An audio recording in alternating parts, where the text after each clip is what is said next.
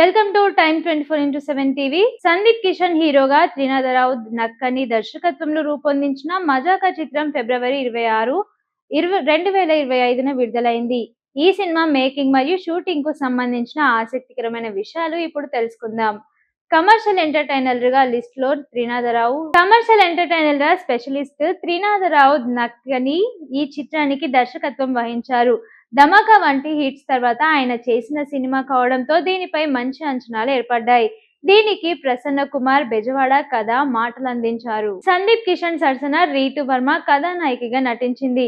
ఇక సీనియర్ నటి అనుష చాలా కాలం తర్వాత ఈ సినిమాలో రీ ఎంట్రీ ఇవ్వడం ఒక ప్రత్యేక ఆకర్షణ. రావు రమేష్ ఒక కీలక పాత్రలో మెరిశారు. లియో జేమ్స్ అందించిన సాంగ్స్, ముఖ్యంగా షూటింగ్ సమయంలో లీక్ అయిన సాంగ్స్ సోషల్ మీడియాలో వైరల్ అయ్యాయి. ఈ సినిమా షూటింగ్ ఎక్కువ భాగం విశాఖపట్నం పరిసర ప్రాంతాల్లో జరిగింది. అక్టోబర్ 2024లో వైజాగ్ లో భారీ 20 రోజుల షెడ్యూల్ ను చిత్ర యూనిట్ పూర్తి చేసింది. సినిమా కథాంశం తండ్రి కొడుకుల చుట్టూ తిరుగుతుంది. ఇద్దరూ ఒకేసారి ప్రేమలో పడ్డం వల్ల వచ్చే గందరగోళాన్ని వైజాగ్ నేపథ్యంలో వినోదాత్మకంగా చిత్రీకరించారు.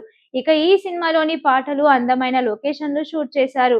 మురళీ శర్మ, హైపరాది వంటి వారు షూటింగ్ సమయంలో సెట్స్ లో చేసిన సందడి సంబంధించిన వీడియోలు మేకింగ్ సమయంలో బాగా పాపులర్ అయ్యాయి.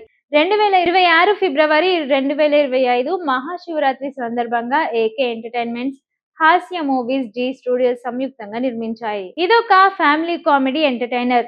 షూటింగ్ సమయంలో సందీప్ కిషన్ తన లుక్, బాడీ లాంగ్వేజ్ విషయంలో త్రినాథరావు నక్కిన సినిమాలో డైలాగ్ డెలివరీ చాలా వేగంగా ఉంటుంది. దీనికోసం సందీప్ కిషన్ ప్రత్యేకంగా వర్క్ షాప్స్ చేశారు. ముఖ్యంగా రావు రమేష్ తో వచ్చే సీన్లలో ఇద్దరి మధ్య జుగల్బందీ లాంటి సంభాషణలు ఉండేవని మేకర్స్ జాగ్రత్త పడ్డారు. ఈ సినిమా సక్సెస్ లో రైటర్ ప్రసన్న కుమార్ బెజవాడ పాత్ర కీలకం. షూటింగ్ సెట్ లోని సందర్భాన్ని బట్టి కొత్త జోకులు మరియు పంచ్ డైలాగులు రాసి చేర్చేవారు.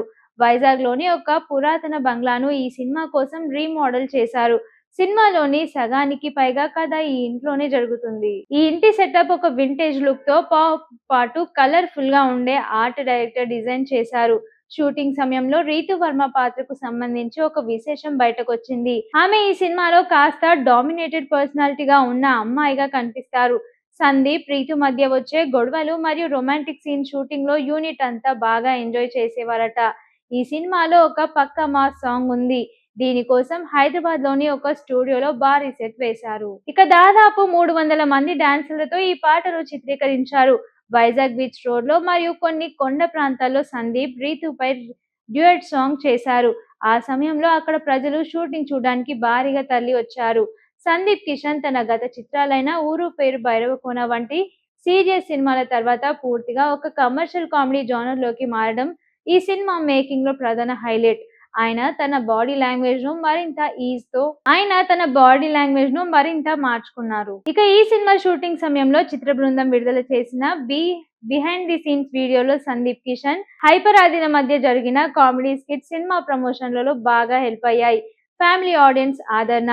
Trinatha Rao Nakkina mark comedy family audience కు బాగా కనెక్ట్ అయింది. ముఖ్యంగా వీకెండ్ లో ఫ్యామిలీలు థియేటర్లకు భారీగా తరలొచ్చారు.